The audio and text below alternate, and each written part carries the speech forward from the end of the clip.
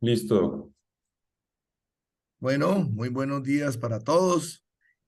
Hoy vamos a tocar un tema interesante para ustedes que es laceraciones palpebrales a cargo del doctor Paul Vélez, presidente de primer año de oftalmología de la Pontificia Universidad Javeriana y Clínica de Oftalmología de Cali. Bueno, siga adelante, Paul. Muchísimas gracias, Doc, por la presentación. Como mencionaba el doctor Quintero, mi nombre es Paul Vélez Taborda, residente de primer año de oftalmología de la Pontificia Universidad Javeriana sede Cali, y hoy vamos a hablar del tema laceraciones palpebrales. Les ofrezco el siguiente contenido: inicialmente una breve introducción, abordando posteriormente la epidemiología, un recuerdo frente a anatomía de los párpados, que es muy importante para abordar el tema de la charla presente, la evaluación y la atención primaria de nuestros pacientes, enfocándonos en los signos y síntomas y en el diagnóstico, y finalmente hablar un poco de las generalidades, el manejo médico, el manejo quirúrgico y las complicaciones. Entonces, enfocándonos en la introducción, es de recordar que las laceraciones palpebrales son defectos de espesor parcial o total en el párpado y constituyen un subconjunto significativo de trauma facial. A menudo se van a acompañar de otras lesiones oculares como abrasiones corneales, compromisos de la vía lagrimal, cuerpos extraños, traumas oculares abiertos o fracturas en órbita. Y el manejo adecuado de estos pacientes requiere un conocimiento completo de la anatomía de los párpados y las estructuras periorbitarias. Estas deben impulsar una investigación exhaustiva, ya que se deben excluir inicialmente patologías oculares subyacentes potencialmente graves antes de pensar en una reparación palpebral. Y se debe dar un pronto manejo, especialmente cuando se encuentran laceraciones complicadas.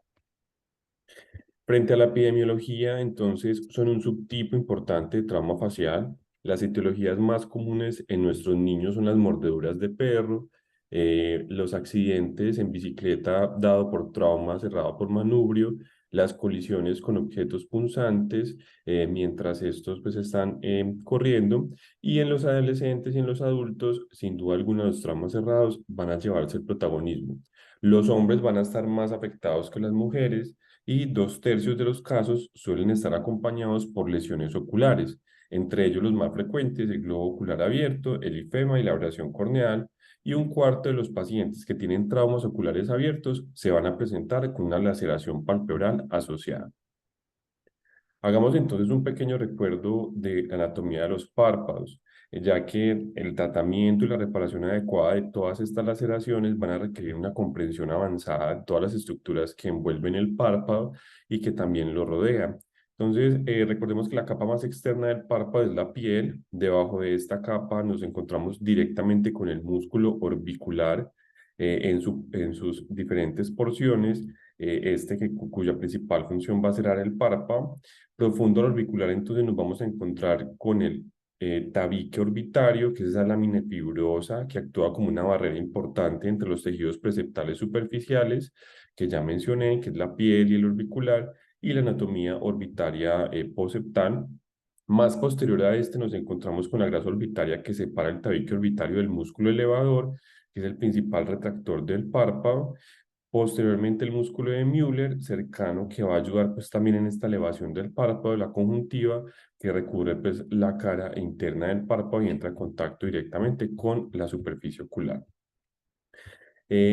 Haciendo una importante diferenciación entre el párpado superior y el párpado inferior, entonces denotamos que en el párpado superior vamos a encontrar unos primeros 10 a 12 milímetros superiores y unos 10 a 12 milímetros inferiores.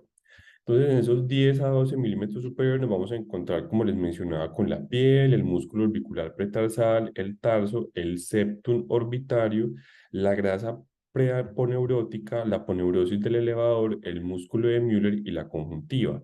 Mientras que en los, digamos, milímetros más inferiores, ya nos encontramos con unas estructuras más básicas, que es la piel, el músculo orbicular pretarsal, la poneurosis del elevador, el tarso y la conjuntiva. Entonces es muy importante diferenciar pues estas dos zonas dependiendo de dónde se dé la laceración. Y también debemos conocer esta división en el párpado inferior. En los 5 milímetros superiores nos encontramos con la piel, el orbicular pretarsal, el tarso y la conjuntiva, y en los 5 milímetros inferiores nos encontramos con la piel, el músculo orbicular pretarsal, el septum orbitario, posteriormente la adiposidad infraorbitaria, la fascia cápsulo-palpebral y la conjuntiva. Hablando un poco del margen del párpado, esto se refiere a esa unión mucocutánea del párpado que se va a dividir en la lamela anterior, como lo vemos en la imagen, y en la lamela posterior. Esa porción anterior del margen pues, va a constar de la piel, del músculo orbicular y de los folículos pilosos con las glándulas de Seyss, que son las sudodíparas, y las glándulas de Moll, que son las sebáceas. Y en la región posterior nos vamos a encontrar con un margen palpebral que consta de ese tarso profundo, que es ese tejido pues, fibrovascular que proporciona rigidez a los párpados, que es el que vemos acá, e igualmente nos encontramos con la conjuntiva y las glándulas de Meibomian. Haciendo un énfasis en el sistema nasolagrimal, es considerado pues, importante evaluar este drenaje, especialmente en aquellas laceraciones palpebrales que tienen contiguo pues, o están asociados a traumas también de los canalículos o del drenaje lagrimal. Entonces, en términos generales, las lágrimas van a drenar a dos pequeñas aberturas en la cara medial de los párpados. Esas dos aberturas se les llama puntos lagrimales o punta, eh, una en cada uno de los párpados, uno en el superior y en el inferior. Estos van a pasar por unos canalículos que se encuentran tanto a nivel superior como inferior, que son estructuras tubulares y pequeñas. Estos canalículos se van a unir para formar un canalículo común, el que les muestro acá en la diapositiva, y ese canalículo común, pues luego va a drenar a un saco lagrimal. Ese saco lagrimal drena finalmente a la cara medial de la órbita, directamente en la nariz, desembocando en el conducto nasolagrimal, que va a estar directamente pues, en la fosa nasal. Ya conociendo la anatomía, nos enfrentamos a cómo vamos a evaluar nuestros pacientes con laceraciones palpebrales. La evaluación inicial de estos pacientes, primero, sin duda alguna, vamos a tener pacientes que son politraumatizados, entonces es importante siempre enfocar en el ABCD y evaluar esas lesiones potencialmente mortales en los pacientes pues, que tienen múltiples traumas. Y lo segundo es que se debe tener una alta sospecha de lesión abierta del globo ocular o ifema traumático en cualquier paciente que tenga una laceración del párpado. Entonces debemos hacer una anamnesis completa, revisar el estado de los ojos y los párpados del paciente antes de la lesión según el ojo contralateral no lesionado, o observar fotografías antiguas o documentos de identificación que nos permitan reconocer las nuevas lesiones que presenta nuestro paciente.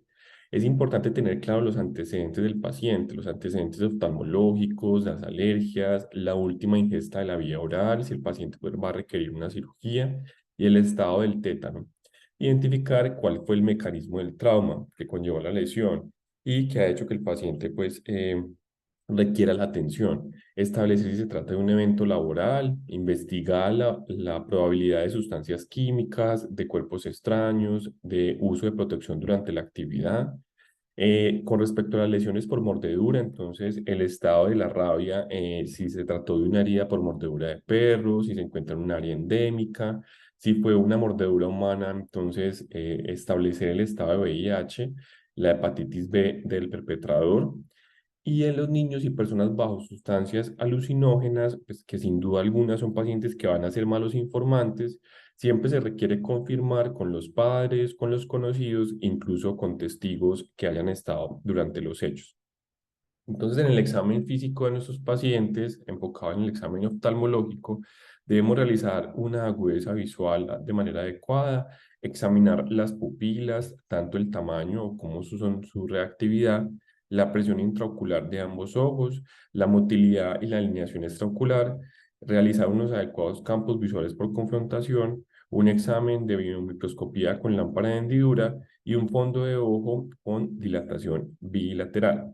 Además, pues debemos evaluar la función sensorial y la función motora alrededor del área del trauma, y la lesión de los nervios motores de la cara, especialmente los del nervio facial séptimo, pueden tener efectos adversos graves en la salud general, entonces siempre deberían evaluarse estos.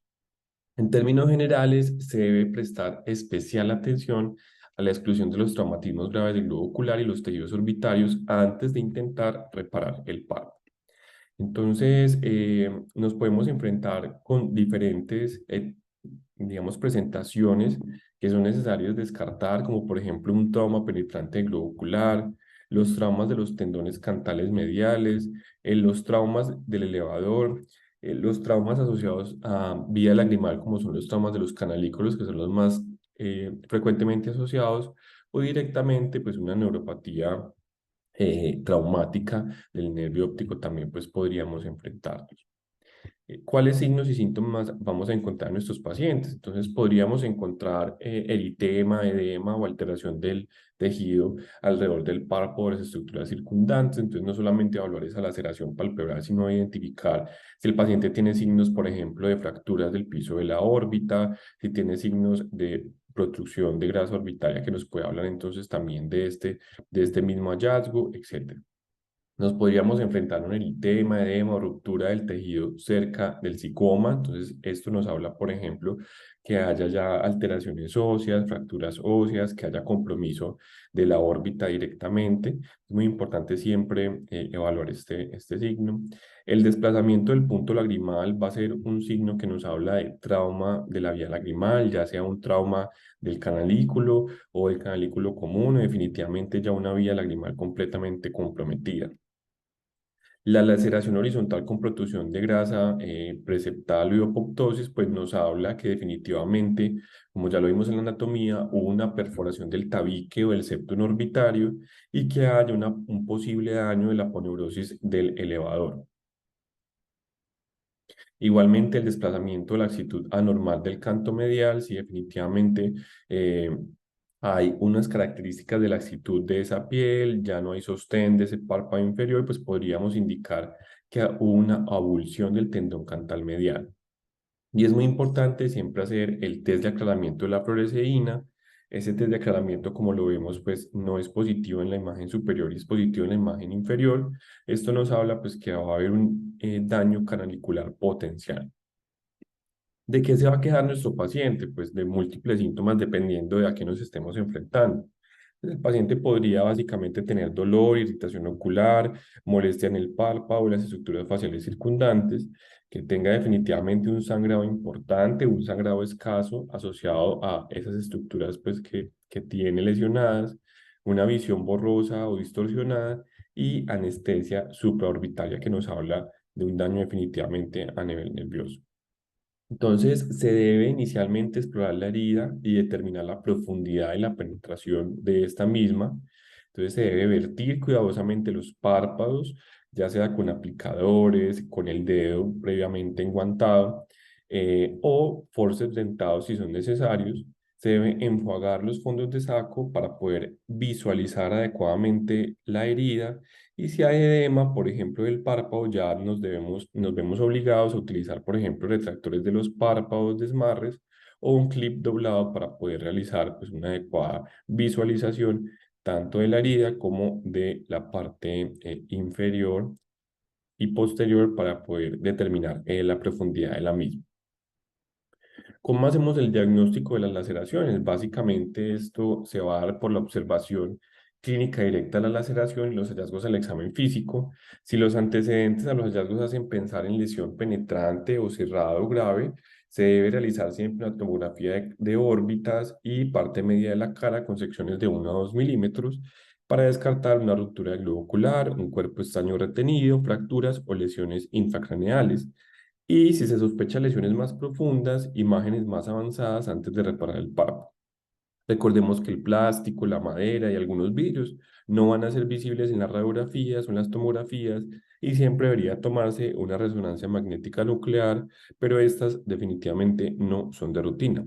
Y se debería realizar una inyección de fluoresceína en los canalículos que es útil para evaluar el daño nasolagrimal. Entonces, se debe hacer la inyección de tinte de fluoresceína. Este se hace directamente en el sistema canalicular y si este definitivamente no drena en el sistema lagrimal, pues no se está hablando de un daño canalicular potencial y de la vía lagrimal. Finalmente hablemos de las generalidades del manejo. Entonces la reparación primaria debería realizarse idealmente dentro de 12 a 24 horas posteriores a la lesión para reducir las complicaciones.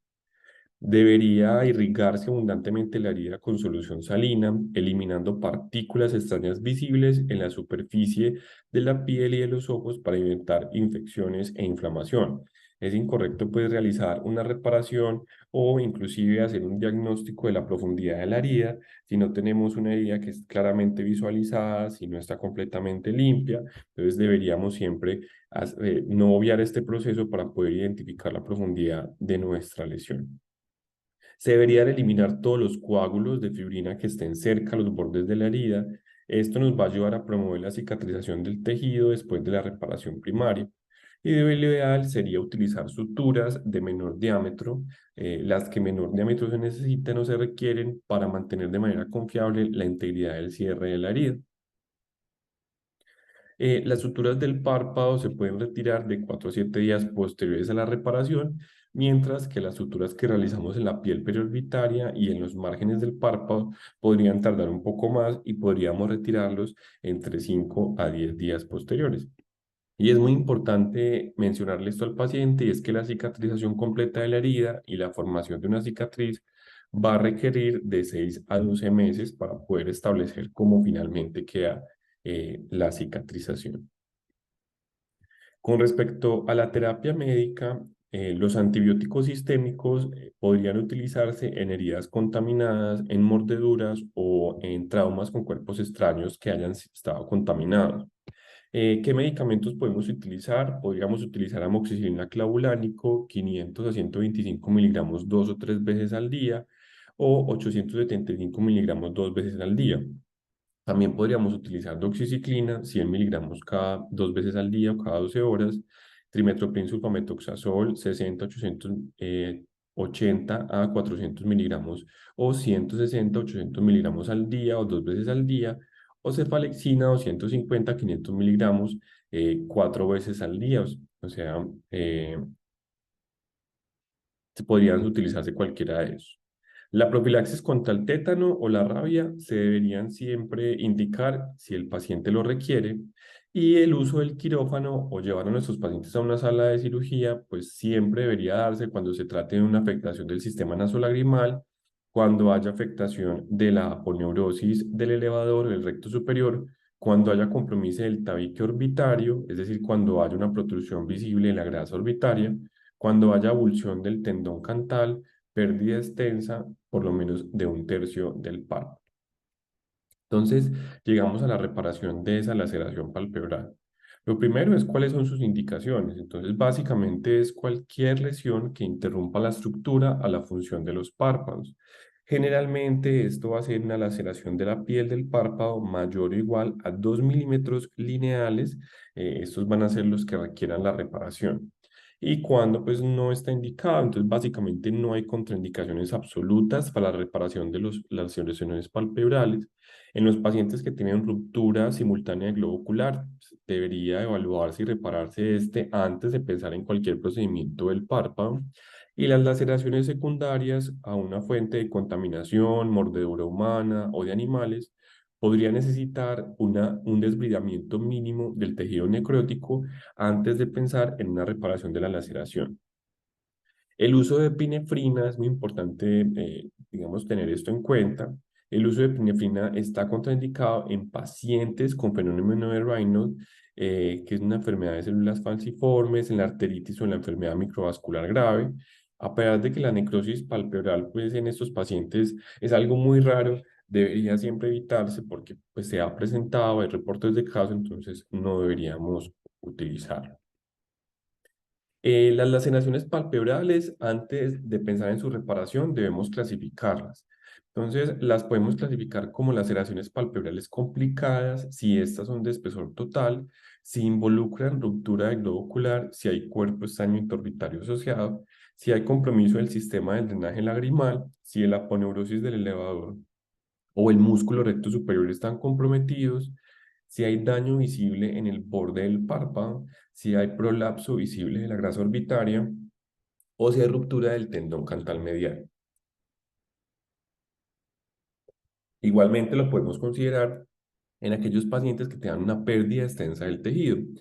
Y también podemos clasificar en las laceraciones palpebrales simples, que son aquellas laceraciones que definitivamente no cumplen con los criterios de una laceración complicada y muchos de ellos podrían incluso ser manejados fuera de un quirófano. Tenemos entonces las laceraciones palpebrales simples y superficiales. Estas laceraciones simples y superficiales generalmente son horizontales, que van a seguir las líneas del párpado, como lo vemos en esta imagen, siguen esos pliegues palpebrales e involucran menos del 25% de espesor del párpado. Estos pacientes pues podrían tratarse con con un ungüento antibiótico y se podrían poner adhesivos a lo largo del eje lineal de la laceración. Entonces aquí vemos esta paciente con una herida muy superficial, una herida simple que se encuentra en todo el pliegue palpebral, pues, superior al pliegue palpebral. Aquí podríamos simplemente indicar un cubrimiento antibiótico dependiendo de cuál sea el mecanismo del trauma y podríamos ubicar pues unos adhesivos a lo largo del eje lineal de la laceración afrontando cada una de las heridas y ese podría ser el tratamiento de nuestra paciente. En las laceraciones palpebrales simples, en donde ya hubo un compromiso de más del 25% del párpado, que igualmente son lineales, son horizontales, se encuentran también en un pliegue del párpado, pues estos pacientes sí van a requerir la sutura. La sutura ideal en este caso, pues va a ser los puntos simples separados. Entonces, en este caso se van a tomar pequeños bocados digamos, del párpado, en este caso idealmente 1 milímetro desde el borde de la piel y se van a separar las suturas aproximadamente entre 2 y 3 milímetros. Es importante no atar fuertemente las suturas a la piel, ya que estas suturas apretadas podrían estrangular el tejido delicado y generar pues necrosis. Entonces miren acá cómo se haría esos puntos simples separados. Ahora, si de pronto estamos ante heridas que se encuentren con mucha tensión, podríamos utilizar las suturas en colchonero, tanto la sutura en colchonero horizontal como la de colchonero vertical, dependiendo de la herida a la que nos estemos enfrentando. Entonces, esto va a permitir que la tensión baje y que esas heridas a tensión pues no causen pues alteraciones en la cicatrización o aún más que se genere pues como ruptura de los puntos y que haya dehiscencia de la herida. Entonces, en este caso se puede comenzar distal a el borde de la herida, podría ser a 2, 3 milímetros, se ingresa para salir al borde de la herida contralateral e igualmente a 2 o 3 milímetros y luego a 1 milímetro o 0,5 milímetros se ingresaría nuevamente por allí a salir al próximo. Y en el otro colchonero, pues lo que hacemos es ingresar directamente a 1 milímetro desde el borde de la piel hacia el lado contralateral. Luego se indicaría un nuevo punto que ingresa por ese mismo lado contralateral 2 a 3 milímetros y pues, saldríamos hacia el lado donde se inicia y se anudaría. Entonces ahí tendríamos los dos colchoneros. También es importante reconocer que se prefieren las suturas intradérmicas o las subcuticulares a las suturas simples o a las suturas interrumpidas para reparar las puntas de los colgajos. Entonces, en estas heridas que tenemos triangulares, idealmente se deberían hacer suturas intradérmicas en esa primera punta triangular, esto para evitar la necrosis tisular. Y posteriormente se podrían hacer las suturas interrumpidas o las suturas pues, simples separadas en lo que resta de la herida, pero inicialmente en esta porción debería realizarse de esta manera. Y también es importante que cuando se tienen bordes irregulares de la herida, entonces primero uno se concentra en aproximar las áreas clave y luego el resto de la herida en este caso. Y es importante pues, evitar suturas profundas en el tarso y en el borde orbitario porque pueden llegar a perforar el tabique orbitario. Las laceraciones en el margen del párpado son sin duda alguna, tal vez una de las más difíciles de tratar en las laceraciones palpebrales. Entonces, estas reparaciones deben ser extremadamente cuidadosas y deben ser metódicas, ya que deben mantener tanto la función como la integridad estética del párpado. Se debe identificar en el paciente el tarso, la línea gris, la línea de las pestañas anteriores y la unión mucocutánea y se debe verificar el afrontamiento aproximado a los bordes de la herida y evaluar la tensión de la herida. Entonces, inicialmente lo que deberíamos realizar es alinear el tarso a lo largo de su eje vertical y colocar unas suturas que pueden ser de sea 5 ceros o 6 ceros a través de la línea gris. En este caso se utiliza pues, un colchonero. Eh, Esto se debe hacer más o menos a 2 milímetros del borde de la herida, dejando las colas largas y se pueden utilizar pues, suturas reabsorbibles en pacientes difíciles o poco fiables como niños, pacientes con enfermedades psiquiátricas o personas en condición de calle. En este caso, lo que se va a hacer es que las suturas no se van a anudar, se van a tener allí. Se debe verificar el afrontamiento, que definitivamente sí estén afrontados cada uno de los lados y luego pues, se dejan las suturas sin anudar. Posteriormente se utilizan las suturas verticales, que puede ser con un biquil 5 ceros, 6 ceros de colchón para aproximar el tarso a lo largo de su eje vertical. Inicialmente se pueden hacer 3 suturas para el párpado superior y se podrían hacer 2 suturas para el párpado inferior y luego se atan, se recortan y se entierran las suturas tarsales a lo largo del borde vertical. Luego se colocan otras suturas que son marginales. Estas se van a realizar a lo largo de las pestañas anteriores y en la línea posterior, realizando pues como la misma secuencia. Y se colocan suturas de 6 ceros o 7 ceros en la línea gris, pues en este caso, eh, para poder terminar. Y finalmente se hace la sutura de la piel. Entonces en este caso quedaría pues es en este, como se ve acá, la sutura. Les traigo este video más o menos explicativo del esquema que les acabo de presentar, un video que nos ofrece la CIP, el Fondo Editorial.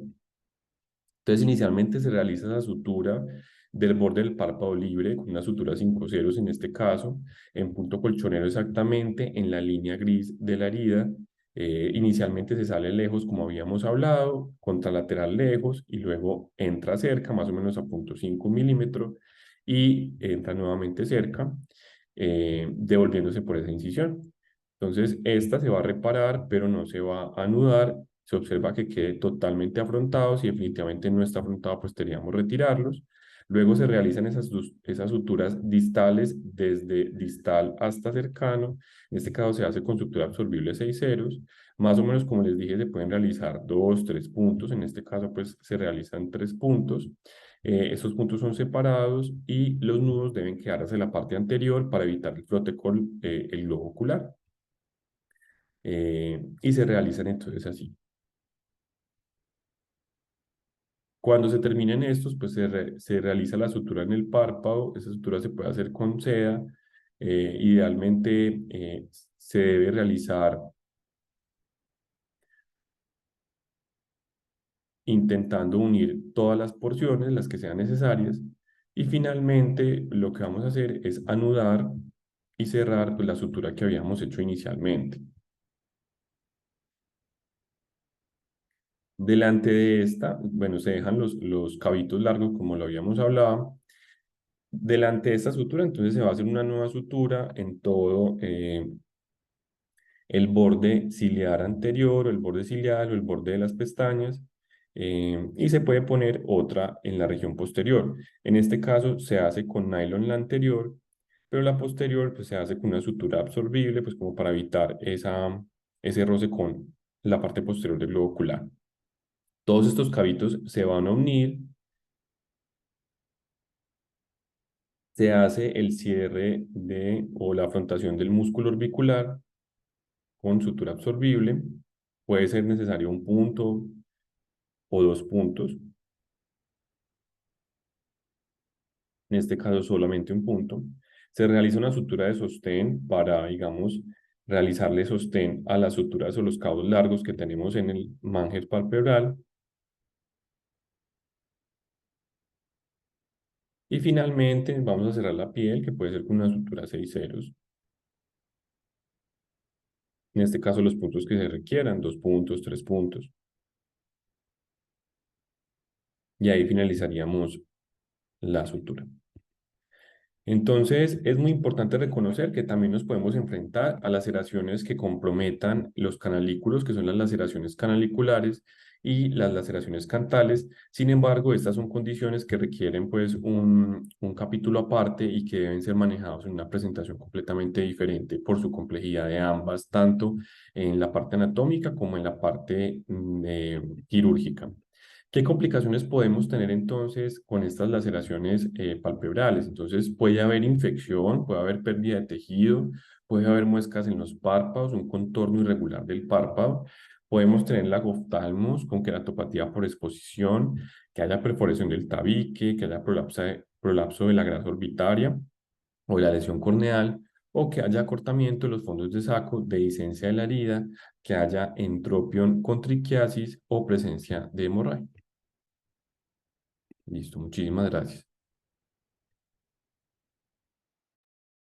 Bueno, muy bien, Paul. Bueno, ¿alguna pregunta? Yo sí tenía algunas anotaciones, pero quería ver entre ustedes qué dudas tienen antes de hacer algún comentario. ¿Algún comentario, David, Camila, Hola, Paul? profe. ¿Algún comentario? Pues en realidad estuvo muy buena la exposición, o sea, demasiado completa me parece a mí.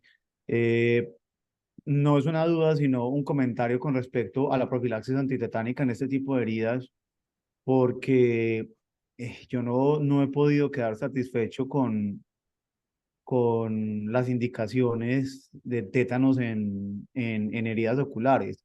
De hecho, pues hay muy poca literatura. Yo cuando hice una revisión por allá para un banco de casos, solo encontré un artículo publicado en 1993 que me parece muy viejo como para apoyarse específicamente en eso. Y básicamente decía que la profilaxis antitetánica solamente estaba indicada cuando había perforación del globo ocular. En el resto de las heridas como que no era necesario, pero pues no sé si de pronto usted, Doc, o Paul, saben algo adicional con respecto a la profilaxis antitetánica. Pues realmente ahí, Jesús, es una profilaxis muy sencilla, no hay eh, o sea, yo diría que no hay tanto riesgo, son esas heridas de las que habló Paul ahora, pues son heridas sencillas. Cuando tenemos traumas severos, con destrucciones faciales que comprometen toda en mi cara, estamos hablando de otro paseo, entonces estos pacientes sí requieren de una vigilancia muy grande por ya sospechas de posibles eventos secundarios. Pero en estas laceraciones de piel, los párpados son muy bien vascularizados, ellos se defienden muy bien y si hacemos un manejo adecuado de las heridas, limpieza adecuada, un buen afrontamiento y la profilaxis regular, estos pacientes les va muy bien y no hay ninguna complicación. No sé si Listo, Doc. Paul tiene otra anotación. No, doctor, creo que totalmente de acuerdo. Pues con esas laceraciones simples que son muy superficiales, yo creo que podríamos obviar, pues como la profilaxis antitetánica. Sin embargo, ante, por ejemplo, heridas de palpebrales o laceraciones palpebrales de espesor total, o ya hablando de complicadas, que son las que comprometen vía lagrimal, que comprometen vasos linfáticos, con compromiso más vascular, en ese caso, como mencionaba el doctor, creo que sí podríamos valernos de las indicaciones de profilaxis antitetánica, a pesar de que no estén pues como tan validadas ni tan estudiadas en el ámbito oftalmológico. Bueno, yo tenía una pregunta para todos, a ver quién me la responde. Si tenemos una laceración, como nos mostró Paul, en el margen palpebral, hay algo que siempre tenemos que tener en cuenta, la ubicación. Si se ubica nasalmente, siempre se lesiona alguna estructura. ¿Y cuál lesión es la que se estructura y qué es lo que tenemos que hacer como oftalmólogos? Así estemos en un sitio donde no haya en Guapi, que no haya nada para uno solucionar el problema. ¿Qué hay que hacer? ¿Qué es lo que se lesiona ahí y qué pasa frecuentemente? Usted no le ha tocado mucha urgencia, pero cuando teníamos montones de urgencias, era el pan nuestro de cada día. ¿Qué es lo que se lesiona cuando tenemos lesiones nasales en el margen palpebral? Doctor, sería que la vía lagrimal esté indemne, verificar eso, que es muy importante porque a veces se sutura e inclusive se puede suturar la vía lagrimal cuando está muy cerca la parte nasal. Y Correcto. hay, Y y Angelita, hay, qué haces cuando encuentras eso? estás en Guapi y eres la oftalmóloga, pero pues no tienes ningún instrumental. ¿Qué haces? Pues tienes lo básico. ¿Qué puedes hacer?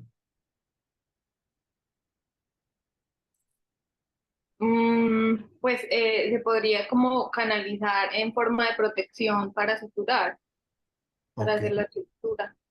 Ok, ustedes cuando estén en esa situación, que no están en la clínica de oftalmología, no están en el Instituto de Niños Ciegos y Sordos, no están en la clínica de oftalmología, hay una tecnotécnica en la cual, sin necesidad, pues uno de tener la cola de chancho para hacer la canalización o el endoscopio para hacer la canalización, hay una cosa que se llama la barra de Beers. Beers, eso lo sería chévere que lo estudien, eso es de la época de nosotros, muy antigua, ya eso no se usa, pero ustedes cogen una sutura de seda negra 5-0 y la vuelven recta, le cortan la punta y entran por el punto lagrimal, buscan la laceración y dejan fijado esa barra de Beers ahí hasta que el paciente llegue a un servicio de oftalmología donde se le pueda hacer la canalización adecuada.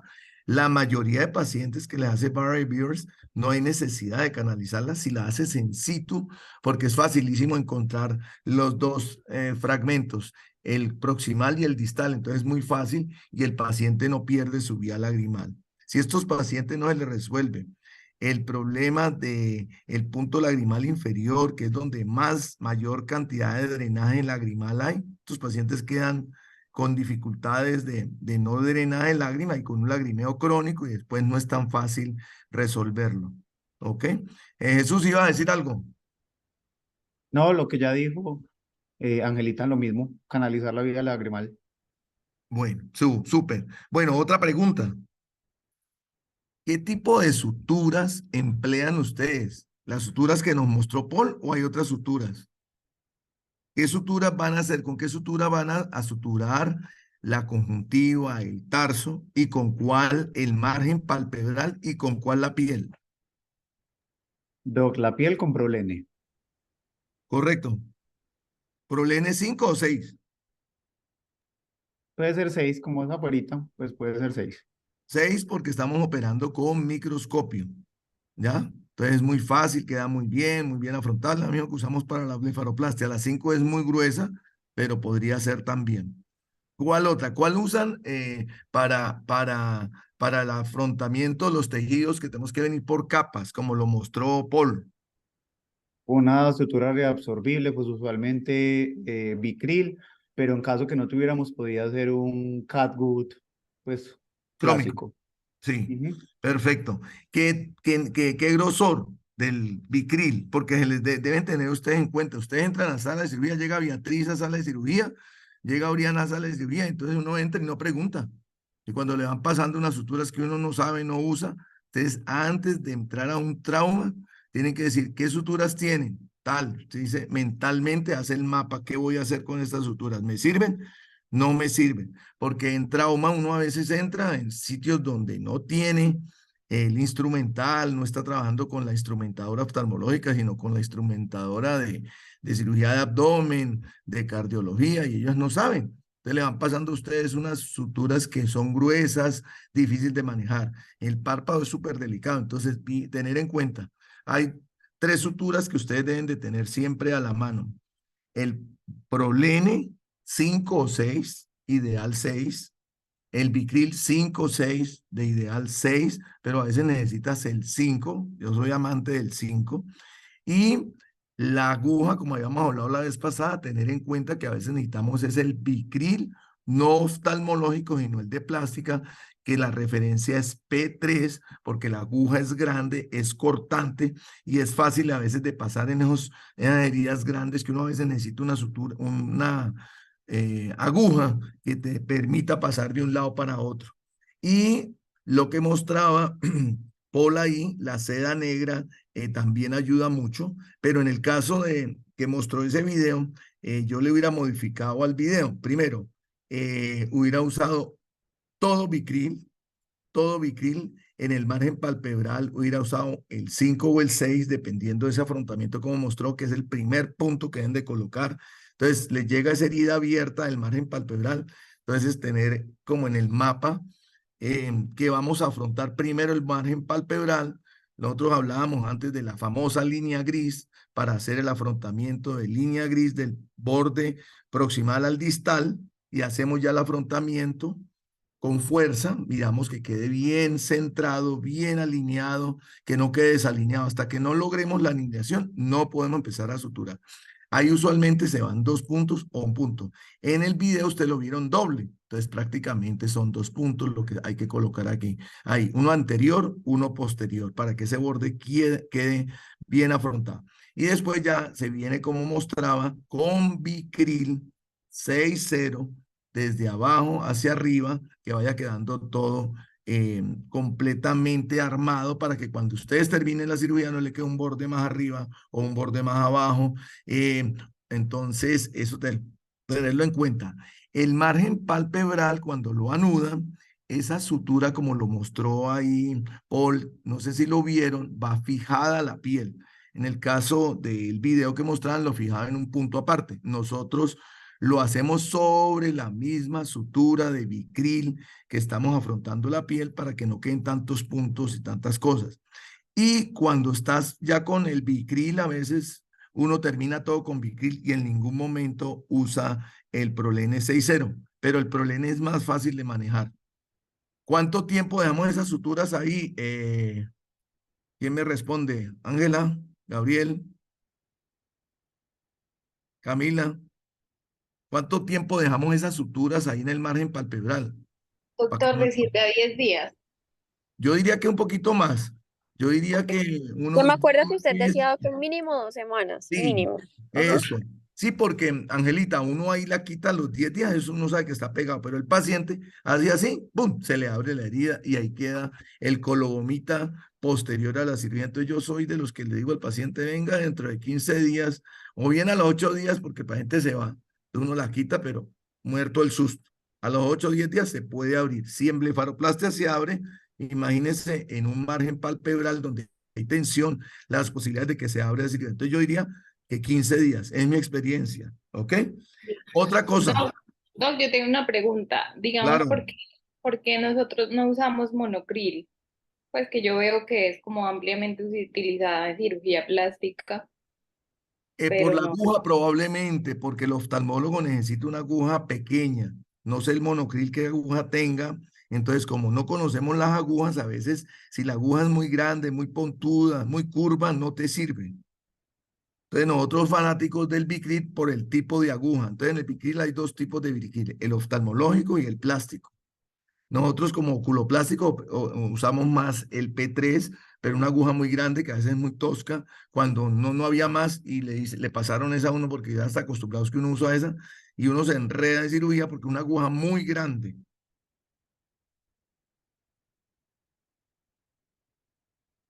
¿Sí? ¿Les quedó claro, Angelita?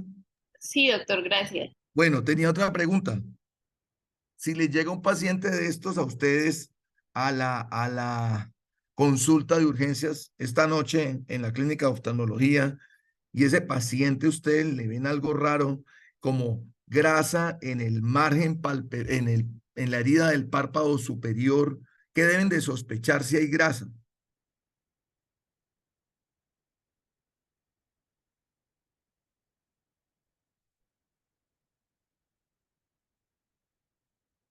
Paul, Doc, pues que haya ruptura del septum, pues que haya compromiso del septum, que haya perforación y que haya grasa orbitaria prolapsada. eso es un signo de que hay una perforación del globo ocular, para que lo tengan en cuenta. ¿Listo, Jesús? ¿Listo, Ángela? Stephanie, que anda por ahí, que nos acompaña Stephanie Luna, ella es oftalmóloga que está rotando con nosotros, está haciendo un fellow observer un mes acá con nosotros, para que la conozcan, ahí está en la charla. Entonces, siempre que tengamos grasa en la piel, que se brotó piel, eso no es nada normal. Algo pasó, hubo ruptura, como dice Paul, del septum y la herida no es tan superficial, es profunda, miren bien y evalúen bien ese globo ocular, miren el tono ocular, miren, revisen agudeza visual, hagan fondo de ojo, ecografía, lo que sea, porque puede haber una perforación del globo ocular. ¿Ok? Bueno, ¿alguna otra pregunta? ¿Dudas? ¿Clarito todo? Federico.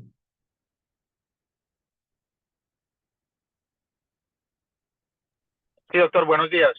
Yo tenía una pregunta con respecto a la técnica que describió Paul para la corrección del margen palpebral. Le quería preguntar si usted utiliza esa o si hay alguna otra técnica disponible o cuál es la que usted utiliza generalmente.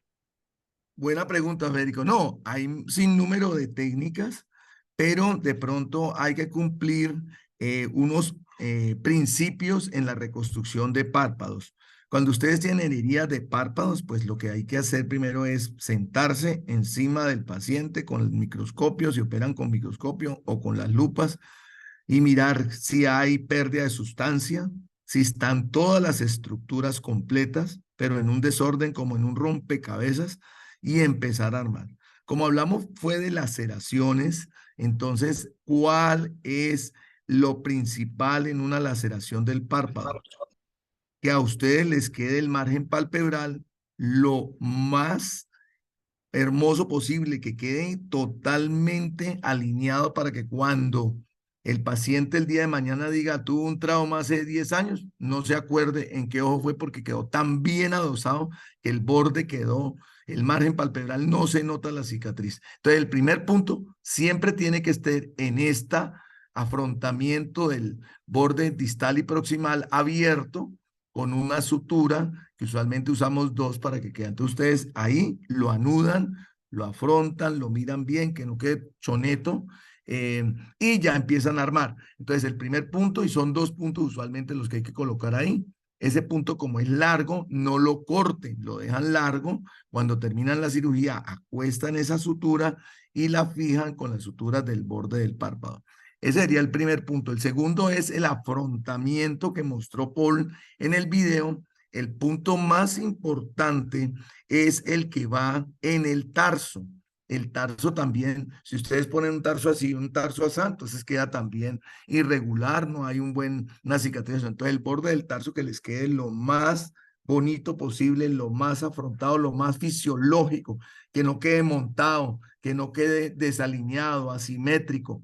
Es difícil porque cuando hay traumas uno a veces se pierde, sangra el paciente, entonces que no haya sangre ahí para que ustedes vean bien. Si hay pérdida de sustancia, pues hay que quitarla, cuerpos extraños, retirarlos, pero tratar de quitar la menor cantidad de tejido, entonces hacen el afrontamiento. Entonces, primer punto, en el borde palpebral. Segundo punto, en el tarso. Ese tarso debe tener uno o dos puntos que ya te armen ahí y ya de ahí ustedes empiezan a armar la conjuntiva desde el fornix inferior hasta el fornix superior. Ahí a veces hay problemas de que uno, si pone muy cerca al borde superior, está la sutura, esa sutura va a pasar de anterior y va a quedar rozando el ojo. Entonces hay pacientes que les molesta, pero a veces hay que pasar ese punto de tarso, conjuntiva, conjuntiva, tarso y afrontado adentro porque quedan ocultas esas suturas de bicril. Cualquier novedad que ustedes noten que sospechan de que esa sutura les quedó y le va a molestar al paciente, le ponen un lente de contacto terapéutico mientras pasan los 8 días que se va reabsorbiendo esa sutura, o los 8, 10 días, 15 días, ¿ok? O quitan la sutura ya después de que el paciente uno ha hecho un buen afrontamiento. Y ya el cierre normal de la piel, y siempre no olviden que esa sutura que dejaron ustedes en el margen palpebral, si la dejan ahí, esos pelos quedan, entonces esos pelos los van a acostar sobre la piel y van a afrontar como mostró Paul ahí, pero ellos lo hacían con una sutura nueva. Háganlo sobre la sutura que están afrontando, dejan una con cabos largos y ahí lo anudan. ¿Quedó claro, Federico?